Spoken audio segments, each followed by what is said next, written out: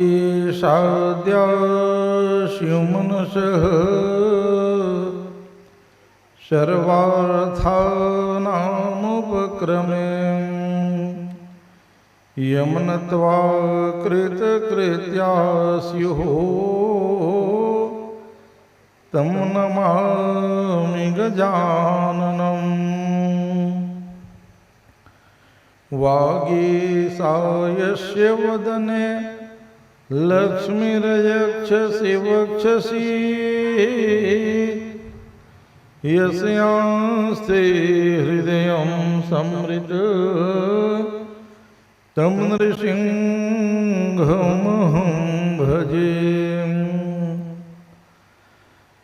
वंशी विभूषितकरान्वनीरदाभात् पीताम्बरादरुणबिम्बफलाधरोष्ठात् पूर्णेन्दुसुन्दरमुखान्दरविन्दनेत्रात् कृष्णात् परं किमपि तत्त्वमहं न जाने।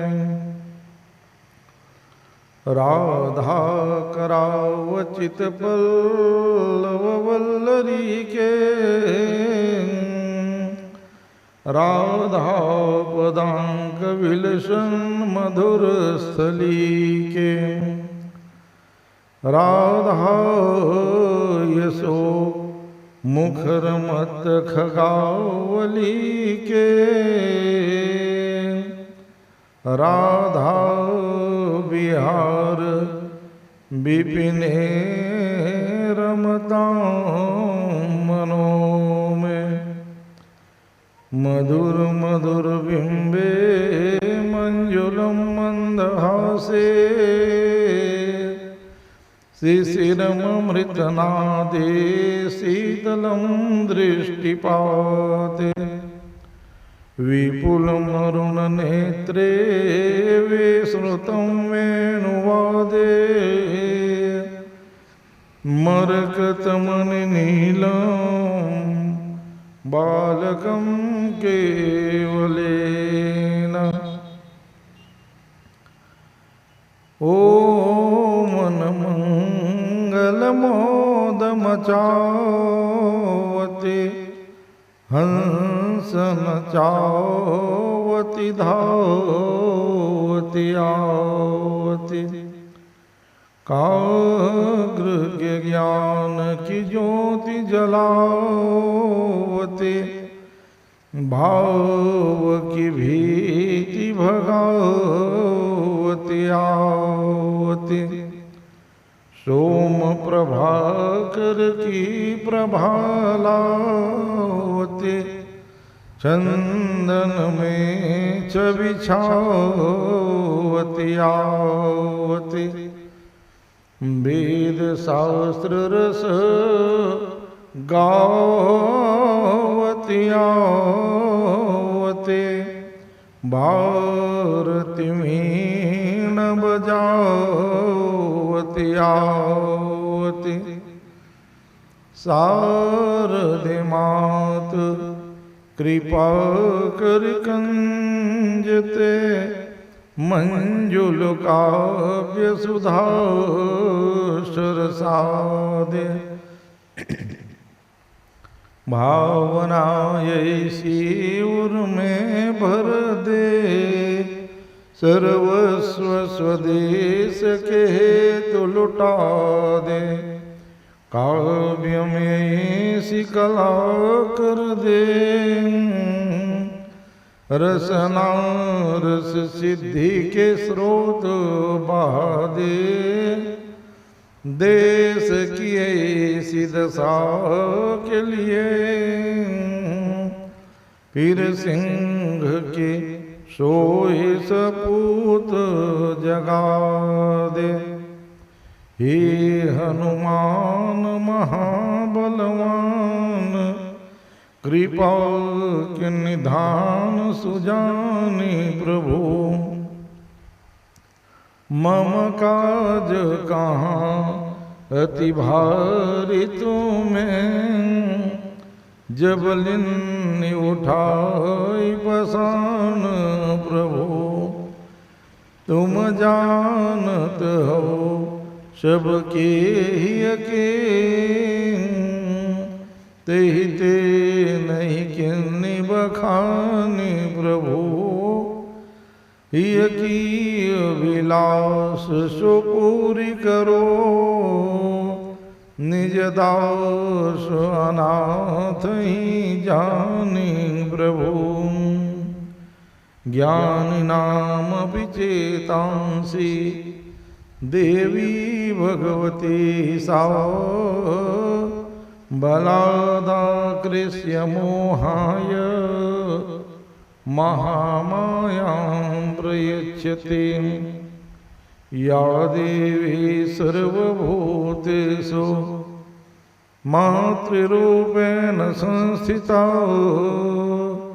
नमस्तस्यै नमस्तस्यै नमस्तस्यै नमो नमः। ज्ञानिनाम विचेतांसि देवी भगवती सा बलादा कृष्य मोहाय महामायां प्रयच्छति सदाशिवसमारम्भां श्रीशङ्कराचार्यमध्यमाम् अस्मदाचार्यपर्यन्तां वन्दे श्रीगुरुपरम्पराम्। नमो गुरुभ्यो गुरुपादुकाभ्यो नमः परेभ्यः परपादुकाभ्यः आचार्य सिद्धे स्वरपादुकाभ्यो नमो नमः श्री गुरुपादुकाभ्यां। शीतले त्वं जगन्मातः शीतले त्वं जगत्पिता शीतले त्वं जगत्साक्षी शीतलायै नमो नमः। प्रेम से बोलो भक्तवत्सल भगवान की।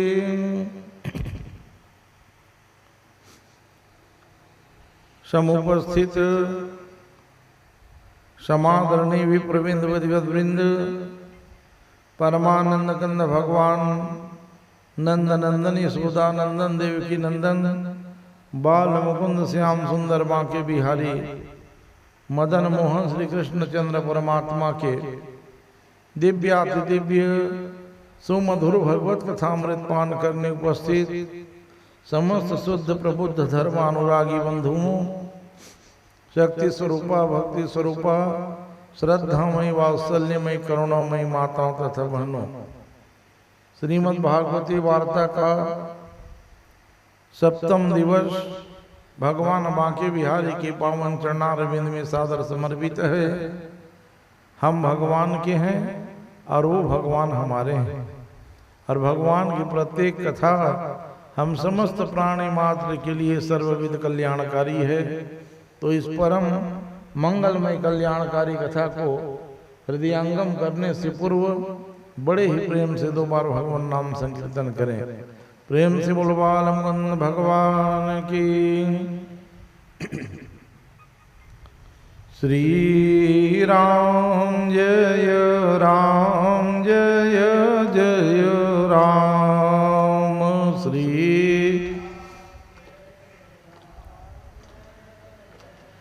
राम श्री राम जय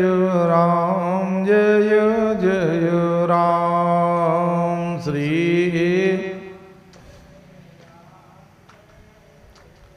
राम श्री राम जय जय राम। श्री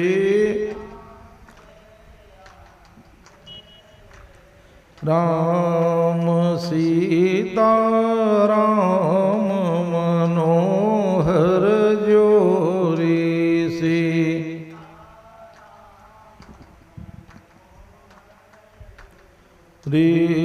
दशरथ नंदन जनक किशोरी दस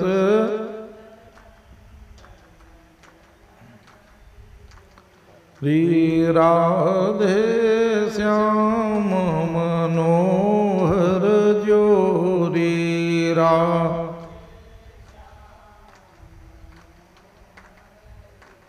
श्री नंदनंदन वृषभानु किशोरी नंदनन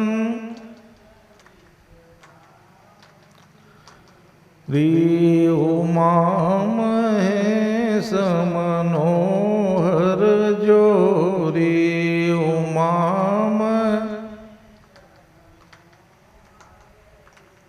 श्री जगत पिता हिमवान किशोरी जगत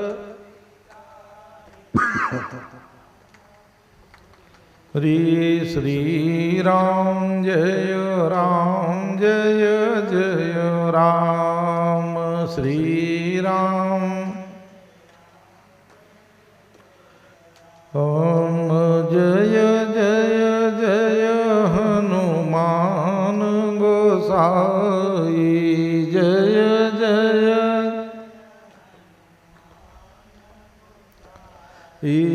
कृपा करहूँ गुरुदेव की नाई कृपा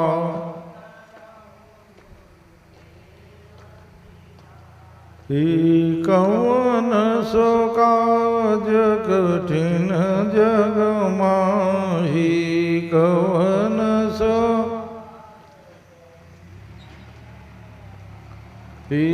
जो नहीं होई तात तुम पाई जो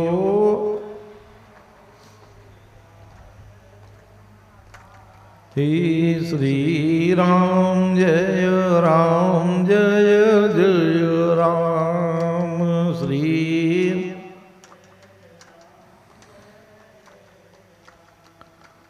प्रेम से उर्वाल मुकुंद भगवान की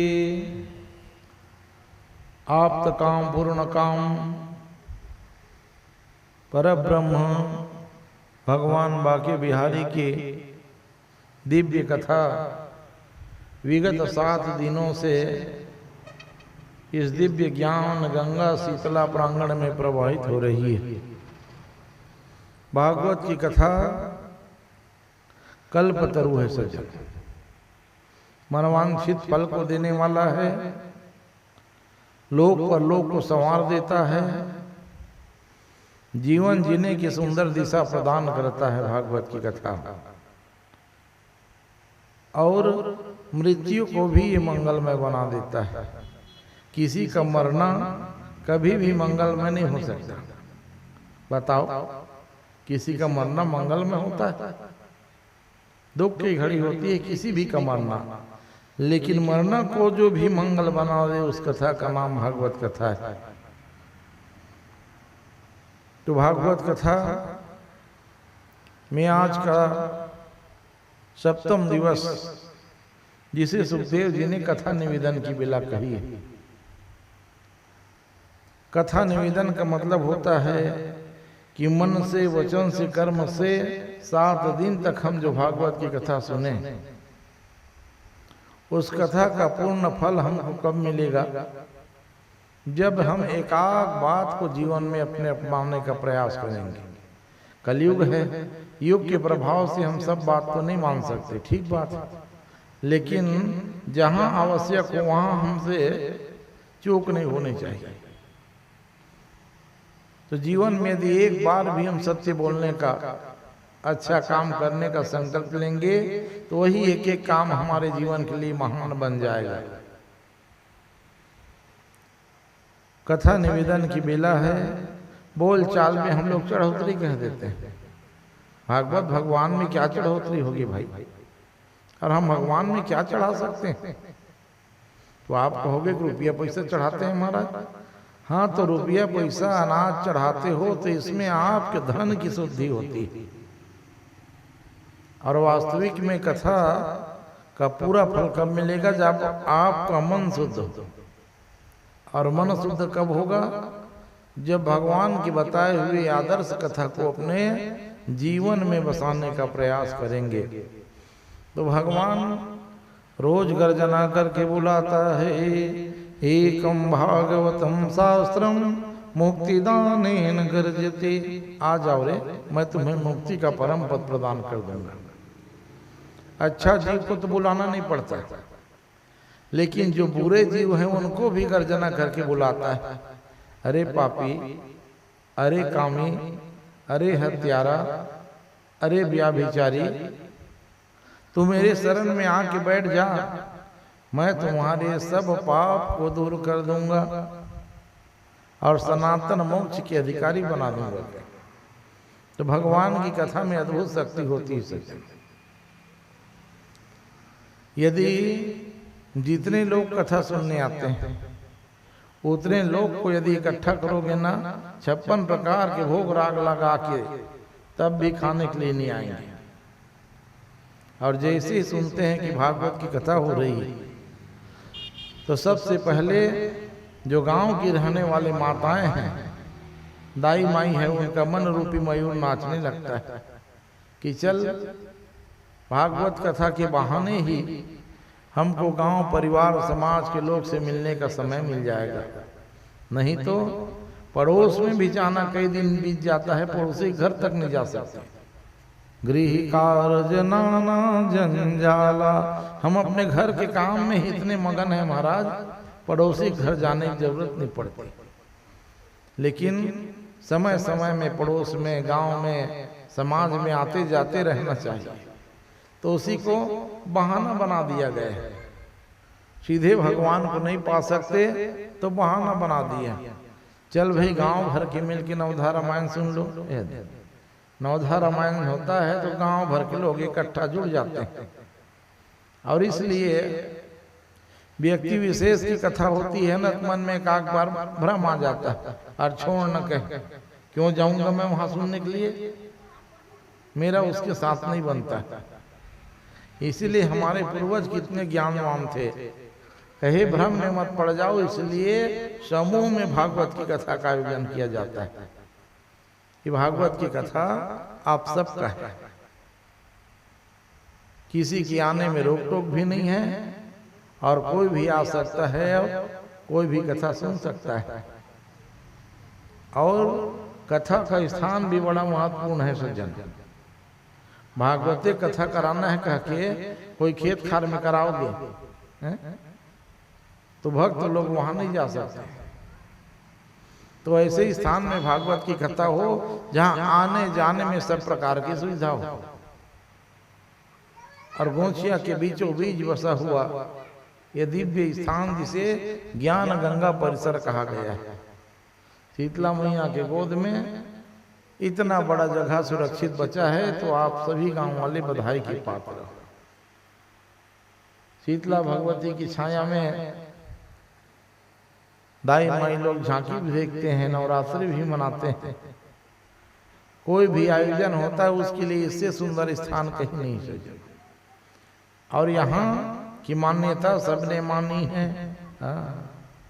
शीतला मैया की महत्ता को सबने स्वीकार किया है, इसलिए यहाँ आने जाने में भी किसी प्रकार की दिक्कत नहीं है।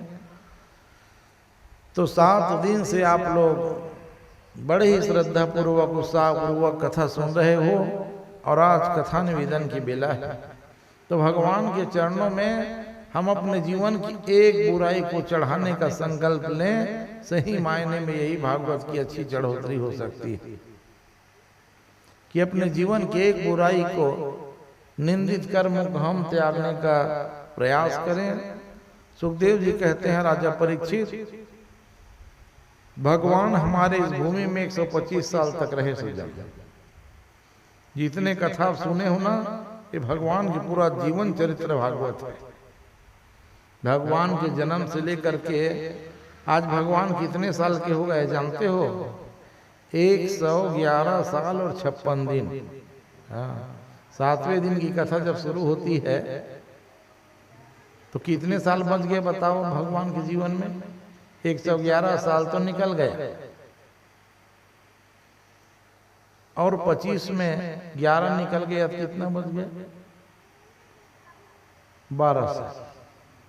तो आज की कथा सबसे कम होती है। अब 12 साल है भगवान के पास और कितना काम करना है, मतलब अंतिम समय है भगवान के जीवन का। भगवान जानते थे मेरा जाना और आने का समय निश्चित होता है। भगवान ने विचार किया मेरा कौन कौन से काम बच गया है, जितने राक्षस थे सबको मैं मार दिया क्या, पृथ्वी मैया के दुख को दूर कर दिया, गौ माता सुरक्षित हो गई, संत महात्मा निर्विघ्न यज्ञ कर रहे हैं। तब भगवान ने कहा जिन गोपियों को और राधा रानी को मैं ब्रज मंडल में छोड़ के आ गया हूं, उनके साथ अंतिम विदाई, अंतिम मिलन होना चाहिए। जो मेरे से छूट गए हैं वो सबको अपने साथ लगा लूं। इस भावना से भगवान ने भी यज्ञ किया सज्जन। अब बताओ, भगवान को भी कभी यज्ञ करने की जरूरत थी? हाँ, लेकिन भगवान ने भी यज्ञ किया। और कब किया? सूर्य ग्रहण के पावन अवसर पे। कौन स्थान में किया? तो कुरुक्षेत्र के मैदान में। हाँ, क्योंकि वही सबसे बड़ी भूमि थी और रक्त रंजित भूमि थी। तो जो भी वहां शहीद हुए हैं उनकी आत्मा शांत हो जाएगी जब यज्ञ का आयोजन होगा। क्या वाह! तो कुरुक्षेत्र के मैदान में जो यज्ञ भगवान ने किया वो अद्भुत यज्ञ है। यही यज्ञ में बड़े बड़े संत महात्मा ज्ञानी अमलाम्मा पधारे। माता कुंती भी पांडवों के साथ आई थी इस यज्ञ में। ब्रज मंडल में रहने वाली जितनी भी गोपी थी सब के सब गोपी को भी बुलाया गया था और सब के सब गोपी आई थी। नंद बाबा और यशोदा के साथ यही मिलन हुआ है सजन। भगवान की कथा कितनी विचित्र है कि जो यशोदा 1 मिनट के लिए कन्हैया को गोद से उतरने नहीं देती थी, वो कन्हैया 100 साल तक के माँ की ओर देखे तक नहीं। आज ब्रज मंडल को छोड़े 100 साल हो गए। 11 साल और 56 दिन के थे भगवान जब वृंदावन को छोड़ के मथुरा गए थे कंस को मारने के लिए। और आज आखिरी दिन भगवान ने कहा सबको मैं बुला के, यज्ञ तो बहाना है और राधा से मिलने जाना है, तो राधा रानी का मैं दर्शन भी कर लूं कहे भगवान। तो सीमत पंचक क्षेत्र जिसे कुरुक्षेत्र कहा जाता है वहां यज्ञ हुआ। तो यज्ञ में सबके लिए रहने की व्यवस्था से सुंदर व्यवस्था। तो घर मकान तो होता नहीं था, तो शिविर तंबू लगाए गए थे। तो भगवान ने कहा कि देखो अपने पत्नियों से, 8 पटरानियों को भगवान कहे सुनो, दुनिया में सबसे सुंदर यदि कोई है तो मेरी राधा रानी है। कहे उससे ज्यादा सुंदर कोई हो ही नहीं सकता। कहे ये बात को सुन के भगवान की पत्नियां चिढ़ गई हम लोग सुंदर नहीं है कि नहीं? कहे तुम लोग सुंदर हो भाई, लेकिन सुंदरता की भी 3 श्रेणी होती है। एक सुंदर, दूसरा बहुत सुंदर और तीसरा सबसे सुंदर।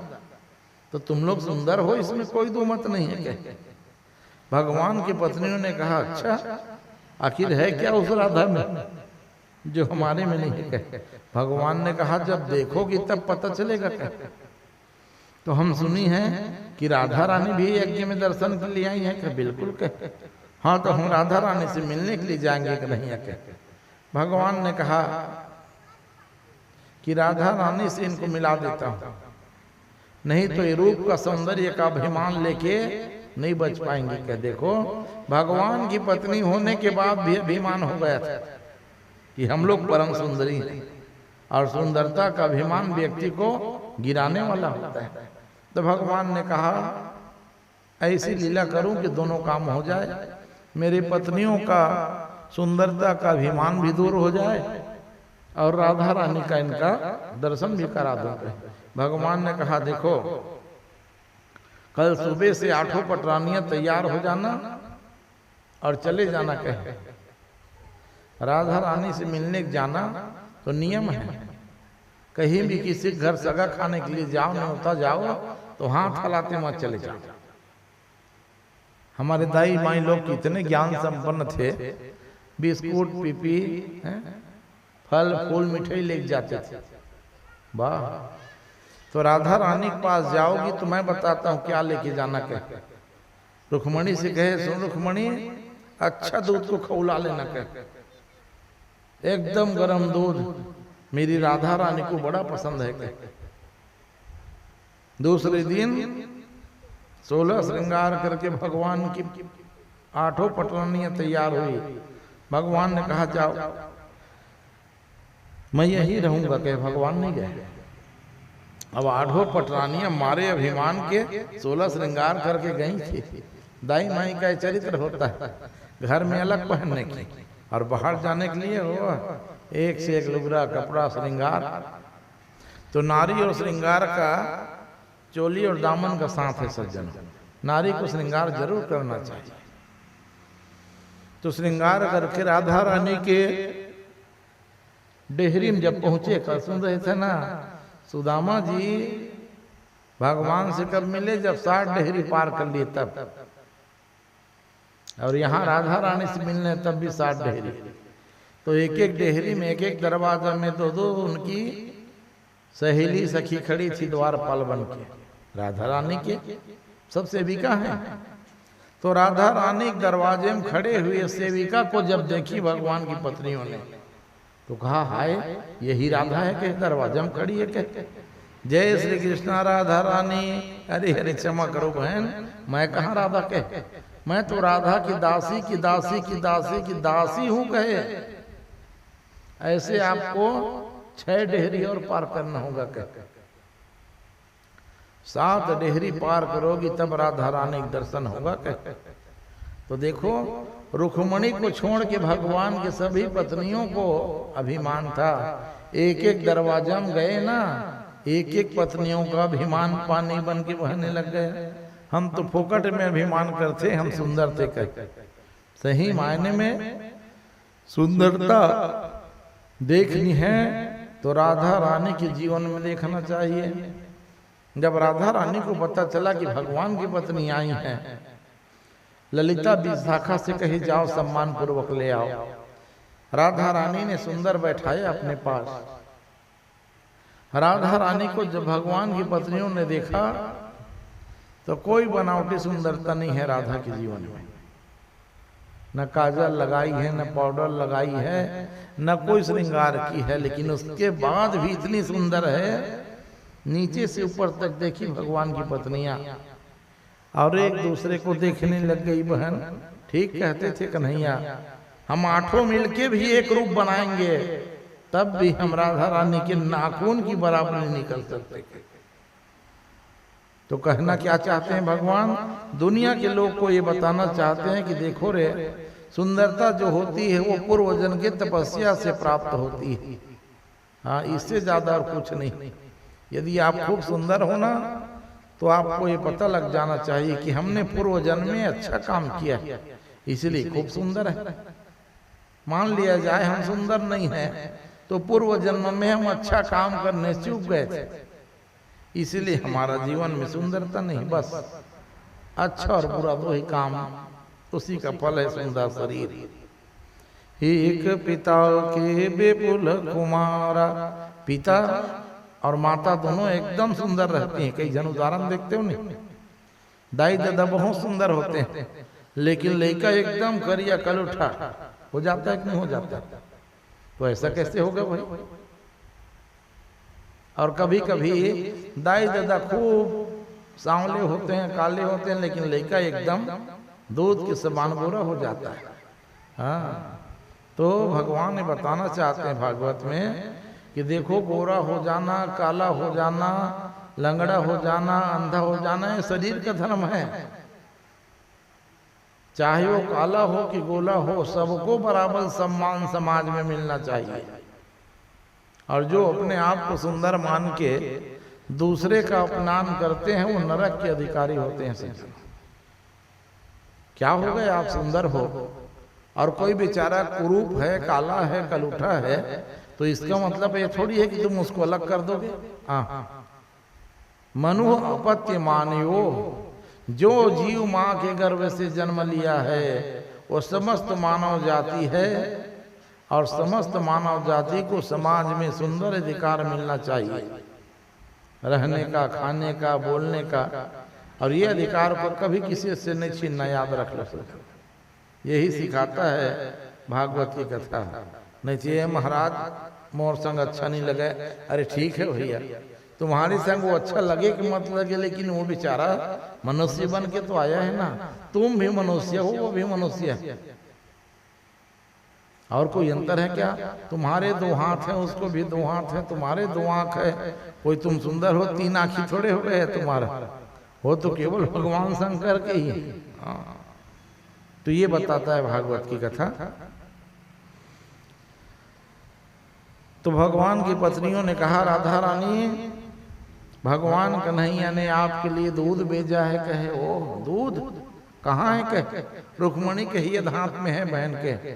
जैसे एक लड़का दाई के हाथ से खिलौना झपट लेता है, वैसे गरम गरम दूध को झपट्टा मार के मुंह में लगाई और एक सांस में पूरा गरम दूध पी गई, और गुनगुना नहीं खोलते हुए दूध लाई थी। 8 रानियों ने देखा, भगवान का कहा है, राधा रानी इतना गरम दूध कैसे पी गई? के अब जब पूरा दूध पी गई तो बर्तन अब रख दी नीचे।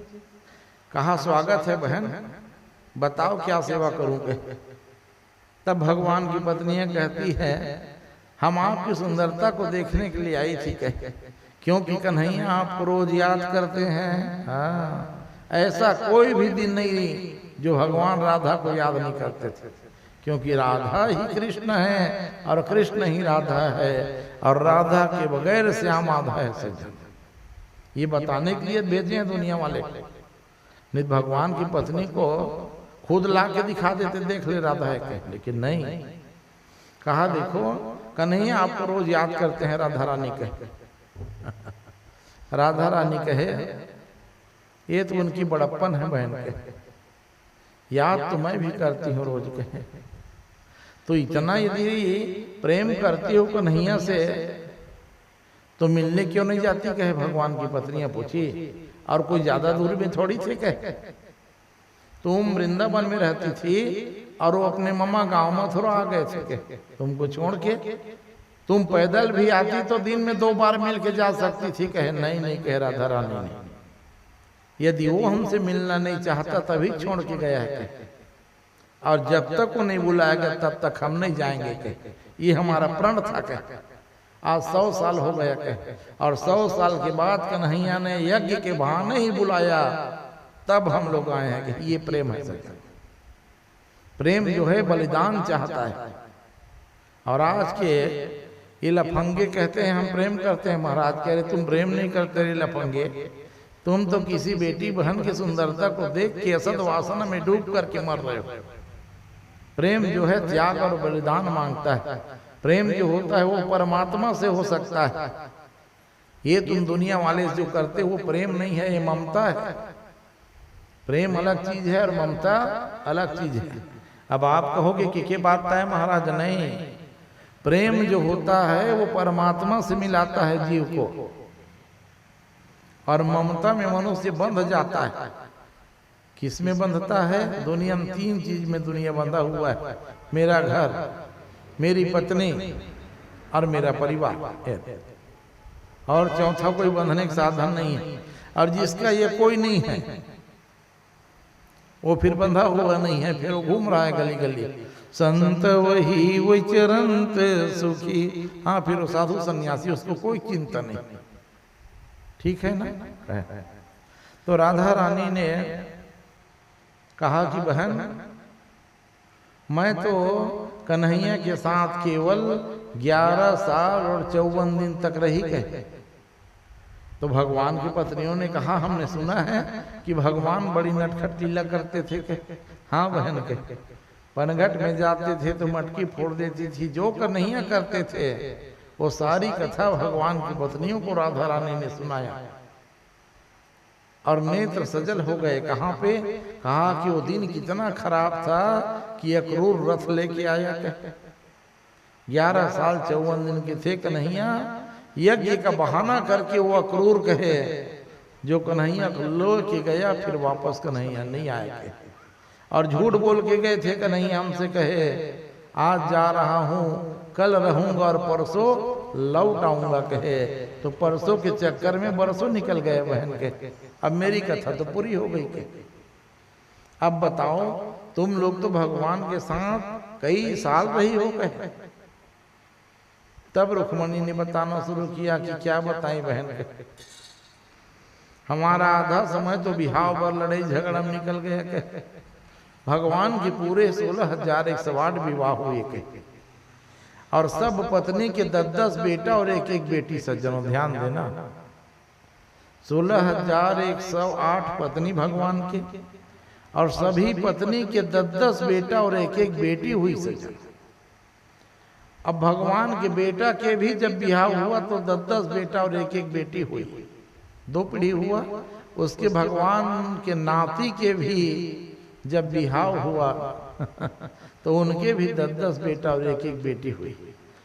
ये कथा बताया सुखदेव जी। परीक्षित ने पूछा महाराज 10 बेटा क्यों हुआ? कहे और 10 बेटा हुआ, 10 बेटी क्यों नहीं हुई? कहे हाँ तो सुन लीजिए, 10 पुत्र समा कन्या।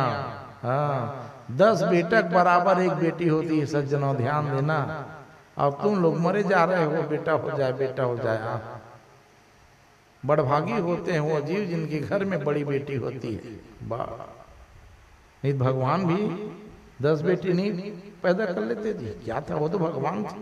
तो दुनिया को बताने के लिए, अरे दुनिया जीव बेटा बेटी के चक्कर में मत पड़ो रे। 10 बेटा है ना, उसमें एक बेटी भारी पड़ती है। किस मायने में? सेवा और प्रेम के मामले में। इसलिए सावधान। तो भगवान कितने बड़भागी थे कि बेटा भी देखे, नाती भी देखे और पंथी देखे, और भगवान तो छंती भी देखे थे। और भगवान ने कह दिया कि जो कोई मेरे समान बेटा, नाती और पंथी देख लेगा वो सीधे स्वर्ग का अधिकारी होगा। कहे वैकुंठ जाएगा। कहे ले। तो इसीलिए पहले जल्दी जल्दी विवाह वर कर देते थे। हाँ तो बेटा भी देख लिए, नाती भी देख लिए, और ये पोता भी देख लिए। देख लो, देख दर्श नहीं। हाँ बेटा देख ले, नाती देख ले। अब अभी पिंटू के लिए क्या होगा है नहीं, पंथी या तो 3-3 पीढ़ी को जब देख ली, वो भाग्यशाली होते हैं वो जीव। इतने वर्ष की अवस्था में भी देखो 6 घंटा बैठ के कथा सुनती है। तो ये किसकी कृपा है? 80 पार होगा दाई की उम्र हो गए, होगा नहीं 80 साल का। हाँ उसके बाद भी इतने समय का था। तो ये बड़भागी जी पूर्व जन्म में अच्छा कर्म किए थे, इसलिए बेटा नाती पंथी दर्शन कर लिए। अब कई इतने भागे होते हैं कि बेटा को जन्म दे के ही प्राण छोड़ देते, बेटा तक को नहीं देखे पा रहे थे कई जन ठीक से। पेट में ही बालक रहता है और पिता मर जाता है। तो भगवान की बड़ी कृपा है सज्जनों। ये जीवन यदि मिला है, अब ये जीवन में यदि हम पूरा जीवन जी लिए तो जान लेना भगवान की बहुत बड़ी कृपा है। नहीं तो एक से एक बीमारी है, एक प्रकार की कई से कई दुर्घटना है, और वो सबसे यदि बाँच के यदि हम पूरा जीवन जी लिए तो इससे ज्यादा बड़भागीपन और कोई नहीं हो सकता सज्जनों। तो आप लोग भगवान का शुक्रगुजार हो सज्जनों। एक दिन भी यदि हम जीवित रह गए तो उनकी कृपा माननी चाहिए। और इस कलयुग में यदि 60 साल जिंदगी जी लिए ना, हाँ तब तो भगवान का रोज प्रार्थना कर चाहिए, बड़ी कृपा की भगवान। क्योंकि 60 साल की उम्र कम नहीं होती सज्जन। वैसे तो 100 साल जीना चाहिए युग के प्रभाव से, लेकिन हमारा कर्म इतना खराब होते जा रहा है कि उसी के कारण हमारी आयु क्षीण हो रही है। आज 100 साल कौन जीता है बताओ? 1,000 कहे तो 1,10,000 में 1 आदमी 100 साल के करीब पहुंचता है। और अभी की जो दिनचर्या है उसके हिसाब से ना 60 साल भी हमारे तक मुश्किल जाएगा सज्जन, क्योंकि 30 साल में ब्लड प्रेशर 40 साल में शुगर, तो जान लो कितना दिन जियोगे, 20 साल 25 साल और जब जाओगे दवाई के सहारे, तो 60 साल मतलब आखिरी। तो आप लोग यदि 60 से ऊपर जी लिए ना तो खुश हो जाइए आप। अब ये बोनस है महाराज। हाँ, 60 के ऊपर का जो जिंदगी है वो बोनस है, और वो बोनस कोई सरकार ने दिया है, वो बोनस भगवान ने दिया है। हम अच्छा कर्म करे थे महाराज, एक हर नाले बेटा नातिल देखे वर जिंदा। तो ये जो 60 के ऊपर का उम्र है उसमें आप सब काम को छोड़ दो। अब 60-70 के हो गए तब वो खेत जाता महाराज, या काबर खेत जा, सब हो हुआ कि घर में राम भाई लड़का बच्चा नाती पंथिल खिला आराम कर, 60 साल कमा दे। जेन मनीष नहीं महाराज लड़का मन बिगाड़ दी तो तय कौन सा मारा बना डर में। तो उल्टा होता है जीवन में, जितने बुढ़ापा आता है शरीर में ना उतना ही लोभ बढ़ जाता है। देख लेना सबकी स्थिति भागवत में सबकी व्यथा लिखी है। देख लेना घर में सियान जो होते हैं ना, बुढ़ापा के समय में ऐसी बुद्धि हो जाती है वो कि कई बार सोचने के लिए मजबूर हो जाना पड़ता है, ये कैसे था और कैसे हो गया। हाँ, इतना लोभ बढ़ जाता है बुढ़ापा में। हाँ, तो भगवान ये बताना चाहते हैं कि जीवन भर अपने परिवार के लिए जिए। अब 60 साल हो गया तो अपने लिए जियोगे कि नहीं जियोगे? तो अपने लिए जिंदगी क्या है कि कम से कम हम भगवान के चरण में जाने का अब प्रयास करें। नहीं कि महाराज जीवन भर का हो गया, कोई बात नहीं, आप तो जाना सीख जाओ। गांव में नवधा हो जाए, रामायण हो जाए, कथा हो जाए, पूजा हो जाए, तो जाके बैठ जाया करो। आधा घंटा 1 घंटा बैठ जाओगे तो क्या बिगड़ जाएगा? फालतू के घर में टीवी देख करके कुछ मिलने वाला नहीं है। इसलिए प्रयास करो कि जब भी समय मिले सत्संग हो जाए, पूजा हो जाए, पाठ हो जाए, यज्ञ हो जाए, ग्रंथ हो जाए, जहां ज्ञान की बात मिले वहां बैठने का प्रयास करो। सोचेंगे कि अभी क्या कथा वार्ता सुनना महाराज, अभी युवावस्था है कहे। हाँ, तो युवाओं को आज भागवत कथा, रामायण कथा, ग्रंथ की कथा सुननी चाहिए, क्योंकि भारत के युवा यदि जागृत हो जाएंगे तो ये मेरा भारत अभी भी विश्व गुरु बन जाएगा। आज जो स्थिति युवाओं की है बड़ी पीड़ा है सज्जन। नशा के आगोश में पूरा विश्व समा रहा है धीरे धीरे, और नशा नाश का जड़ है सज्जन। बड़े बड़े गुरु, धर्माचार्य, साहिब, ग्रंथ, पुराण सब ने यही बात का घोषणा किया कि देखो भाई अच्छा करो, अच्छा खाओ और अच्छा रहो। तो इधर से सुन रहे हैं और इधर से निकाल रहे हैं, बस इतना ही अंतर है।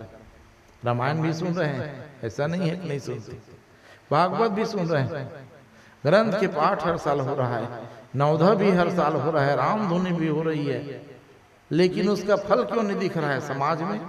इसका कारण ये है कि हमारा आंख और कान जो है वो नियंत्रित नहीं। आंख जो है इधर उधर देख के और कान इधर उधर की बात को सुन के खुश है सजन। तो इससे बहुत बड़ा विखंडन होने वाला है, जान लेना। क्योंकि मनुष्यता तब आएगी जब आप सद्धर्म का आचरण करोगे। तो राधा रानी का दर्शन हुआ है, भगवान की पत्नियों को सारे अभिमान को पानी बना के बहाए। राधा रानी की सुंदरता को देख करके कहना पड़ा भगवान की पत्नियों को कि सही में दुनिया में सबसे सुंदर यदि कोई है तो राधा। और जैसे ही अपने तंबू शिविर में आए तो भगवान रोते हुए सोए हैं। देखो, हाय हाय हाय हाय करते भगवान सोए। भगवान की पत्नियों ने क्या हो गया कि नहीं आके, तो भगवान अपने पैर को दिखाए, बड़े बड़े फोड़ा पड़ गए थे। भगवान की पत्नियों ने कहा कन्हैया लगता है आप बिना जूता चप्पल के यज्ञ देखने चले गए क्या? अरे नहीं नहीं कहे मैं घर की रखवारी करते बैठता क्या? तो ये फोड़ा पैर में कैसे पड़ गया महाराज? तब भगवान ने कहा कि रुक्मणी ये फोड़ा तो तुम्हारे दिए हुए हैं क्या? मैं कैसे फोड़ा दूंगी महाराज? कहे तो राधा रानी को गरम गरम दूध तुम पिलाई हो ना, तो उसी के कारण राधा रानी जो गरम दूध पी है उसका दाह मेरे पैर में हुआ है क्या? राधा और कृष्ण अलग अलग नहीं है क्या? राधा ही कृष्ण है और कृष्ण ही राधा है। नहीं बताओ गरम दूध तुम पियोगे तुम्हारा मुंह जलेगा कि मेरा पैर जलेगा भाई? हाँ, तो गरम दूध रुक्मणी ने जो पिलाया राधा रानी को तो कन्हैया के चरण में फोड़ा हो गए। तो राधा रानी का स्थान मेरे चरणों में है और मेरा स्थान राधा रानी के हृदय में है। कहे हम दोनों अलग अलग नहीं है। कहे कुछ लोग पूछते हैं महाराज 16,108 विहाव कथा बताते हो लेकिन राधा की विहाव कथा नहीं बताए भागवत में। कहे राधा शाम विहाव नहीं हुआ था क्या? अरे राधा शाम भी विहाव हुआ था भैया, लेकिन ये अलग पुराण की कथा है। ये जो भागवत की कथा आप सुनते हो वो किसके लिए सुनाया गया था? अकाल मृत्यु को टालने के लिए सुखदेव जी ने जो कथा 7 दिन में सुनाई उसे श्रीमद् भागवत का नाम दिया गया। भागवत की कथा 7 दिन की होती है। हमारे पूर्वज इसे 9 दिन बना दिए, गौकर्ण और गीता को जोड़ के। और भागवत के 2 विधान के वर्णन आता है, एक व्यास शैली और दूसरा पारायण की शैली। खूब समय है तो व्यास शैली में सुन लो और नहीं है शक्ति पारायण सुन लो। दोनों का एक ही महत्व है। एक बूंद नहीं सोचना कि छोटे भागवत बड़े भागवत। 7 दिन तक यदि समय नहीं तो एक दिन 7 अध्याय सुन लिया करो। वाह, इससे ज्यादा सरल और क्या हो सकता है? सनातन धर्म का सिद्धांत बहुत सरल है। सच भगवान को पाना कलयुग में बहुत सरल है। सतयुग द्वापर त्रेता में यदि एक भागवत होता था पसीना छूट जाता था, लेकिन कलयुग में देखो गेहे गेहे जने जने घर घर गांव गांव भागवत हो रहा। लेकिन इससे क्या हुआ? जो चीज ज्यादा होती है तो उसकी महत्ता घट जाती है। ये बात का ध्यान रखो। तो प्रयास करो कि हर गांव में कम से कम साल में एक भागवत की कथा हो जाए। अब नहीं भाई महू कराऊं महू कराऊं महू कराऊं, तो घर घर में यदि ये भागवत की कथा करोगे तो मुझे तो पैसा रुपये मिलना है, मेरे फायदा की बात है। लेकिन मेरा मन नहीं कहता हाँ एक गांव में एक भागवत हो जाए भैया, तो मन गदगद हो जाता है। नहीं भी हुआ 2 साल में हो जाए तो उसमें और ज्यादा उत्साह रहता है। और धर्म के हिसाब से तो साल में एक बार भागवत की कथा सुन लेनी चाहिए। अब आप कहोगे क्यों सुनना चाहिए महाराज वही कथा बार बार? हाँ, तो जीव का सबसे बुरा आदत है आदमी के भूलने की। तो यदि कथा वार्ता नहीं सुनेगा ना तो सबसे पहले उसमें ये दोष आता है कि वो देवी देवता को भूलने लग जाता है। और जो भी जीव देवी देवता को भूल जाता है उसके जीवन में भारी विपत्ति आती है। इसलिए साल भर में फिर कथा सुनते था वही कथल बताइए महाराज। ये देखे ना मैं भुला गए, ये सोचने लगता है। इसलिए पीबत भागवतम रसमालयम मुहुरहो रसिका भूवि भावुका। तो रसिक बन करके कथा सुन लिया कर। तो भगवान का यज्ञ निर्विघ्न संपन्न हुआ। इसी यज्ञ में राधा रानी के साथ मिलन हुआ। नंद बाबा यशोदा का आशीर्वाद लिए भगवान जानते थे अब मुझे जाना है कहीं, तो जाने से पहले मैं अपने पूरे कुटुंब परिवार समाज के लोग को किससे जोड़ दूं? भगवान से जोड़ दूं। इसलिए वो यज्ञ कराए और उसी का निमित्त आज भागवत बन गए। कि कोई भी जीव मर जाता है वार्षिक भागवत महाराज, अरे वार्षिक भागवत नहीं है भैया, भागवत सबके कल्याण का है। वो जीव जो मर गया है वो निमित्त बन जाता है, कारण बन जाता है कि इसका कारण बन जाता है कि जीते जीत भगवान, मैं अपने कुटुंब परिवार को भगवान से नहीं जोड़ पाया था, तो कम से कम मैं मरने के बाद तो कहे बरसी में ही जब हम भागवत कराते हैं, हाँ तो गांव के पड़ोस के संगी साथी कुटुंब परिवार सब लोग आकर के 7 दिन तक भागवत से जुड़ जाते हैं। तो भक्त और भगवान का जो मिलन करा देता है वो जीव बड़भागी हो जाता है। हनुमान जी बड़भागी क्यों हो गए कि भक्त और भगवान का मिलन कराए। जो दुख सुग्रीव को था वही दुख भगवान राम को था, तो दोनों का मिलन कराने वाले कौन है? हनुमान जी। तो हनुमान सम नहीं बड़भागी, कोई ये बड़भागी हो सकता है? भगवान राम के समान सेवा करके वो बड़भागी हो गया। तो जो जी भगवान से जुड़ जाता है वो बड़भागी हो जाता है। हमारी ये प्रदेश की बेटी कौशल्या तो इतनी महान है, वो जंगल को भी बड़भागी बना दी। बड़भागी बनावध भागी और जो रघुवंश तिलक तुम त्यागी। कौशल्या मैया कहती है बेटा राम, आज मैं जान गई रे कि सही मायने में बड़भागी वो जंगल है जहां तुम 14 साल रहोगे, और ये अयोध्या भागा हो गया। कहते भगवान जहां को छोड़ देते हैं वो जगह अभागा हो जाता है, और जो भगवान जहां बैठ जाते हैं वो स्थान तीर्थ बन जाता है। आज मैं जान गई कि तो कौशल्या मैया ने तो बड़भागी जंगल को बना दिया रामायण में। बड़भागी अंगद बलवाना चरण कमल चापत विधि नाना। अंगद, हनुमान, लक्ष्मण भैया किसके सहारे बड़भागी हो गए? सेवा के बल से। ऐसी सेवा की भाई की कि लक्ष्मण जी बड़भागी हो गए। प्रभु मान के हनुमान जी ने सेवा की तो हनुमान जी बड़भागी हो गए। तो बड़भागीपन के भी 3 श्रेणी बता देता हूं। हाँ। अच्छा, बहुत अच्छा और सबसे अच्छा, ये 3 ही होता है। नहीं भाई बताओ, और चौथा होता है।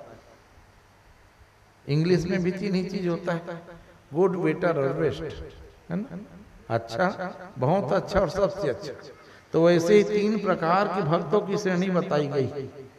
अच्छा तो हम सब बन गए कि पूरे गांव के कल्याण के लिए हमने भागवत कथा का आयोजन कर दिया। तो जीव भगवान से जुड़ गया तो बड़भागी हो गए ना। तो ये पहले श्रेणी हम सब हो गए। अब उसमें से फिर छटनी करो, सब तो है महाराज। तो दूसरे श्रेणी कौन होगा? अच्छा बात, बहुत अच्छा। तो अच्छा तो जंगल हो गए। बहुत अच्छा कौन हुआ? हनुमान जी हो गए, अंगद हो गया, लक्ष्मण भैया हो गया। और बहुत अच्छा कौन हो गया? तो बहुत अच्छा वो हो जाते हैं जो भरत भाई के समान प्रेम और त्याग दिखलाते हैं। तो जिस दिन हमारे मन में भगवान के प्रति प्रेम, श्रद्धा और विश्वास भरत भाई के समान हो जाएगा, वो दिन हम अतिशय प्रिय बड़भागी हो जाएंगे। बड़भागी हो जाना कोई बड़ी बात नहीं। और रामायण में बड़भागी हो गए कौन? भरत भाई। पूरे दुनिया आज किसको भजती है बताओ? राम को भजती है। बोल चाल में भी राम राम है? लेकिन वो राम किसको भजते हैं? भरत सरिस, भरत सरिस को राम सनेही, और जग जपु राम, राम जपु जी। ये भरत भैया। दुनिया राम राम भजती थी तो राम जी भजते थे भरत भाई कहे वाह। तो वैसे ही जिस दिन भगवान हमको भजने के लिए तैयार हो जाएंगे तब जान लेना कि हम अच्छे प्रिय बड़भागी हो गए। तो ये कब होगा? जब हम मन, वचन और कर्म से भगवान में डूब जाएंगे। हाँ, तो जब डूबने लग जाएंगे ना, तब वो हाथ पकड़ के उठाएगा, चल निकल बेटा, मैं तुम्हें नहीं डूबने दूंगा। देखो, हमको गौरव होना चाहिए कि हम भक्त हैं। हाँ, हम भक्त हैं कह के गौरव होना चाहिए, क्योंकि हम हैं तब ये है। और बताओ, यदि भक्त नहीं होगा दुनिया में तो ये भगवान को कौन भजेगा? ये बेचारा अलमारी से बाहर निकल पाएगा?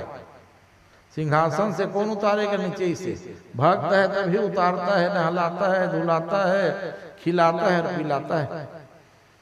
तो बिना भक्त के भगवान का काम नहीं चल सकता, और बिना भगवान के हमारा भी काम नहीं चलता। तो हम दोनों एक दूसरे के पूरक हैं सज्जनों। प्रेम से बोलो बालमुकुंद भगवान की। चाहे घड़ी घड़ी हो, चाहे पल पल हो, चाहे हो पर ध्यान रहे प्रभु चरणों में, पर ध्यान में मिलता है सच्चा सुख केवल वल भगवान तुम्हारे चरणों में, भगवान में श्री राम तुम्हारे चरणों में, श्री राम में हनुमान तुम्हारे चरणों में, में जगदम्बे भवानी माँ के चरणों में, में गुरुदेव तुम्हारे चरणों में, गुरुदेव में अब सौंप दिया इस जीवन को, अब सौंप दिया को नंदलाल तुम्हारे चरणों में, नंदलाल में। चाहे आग में मुझको जलना हो, चाहे आग में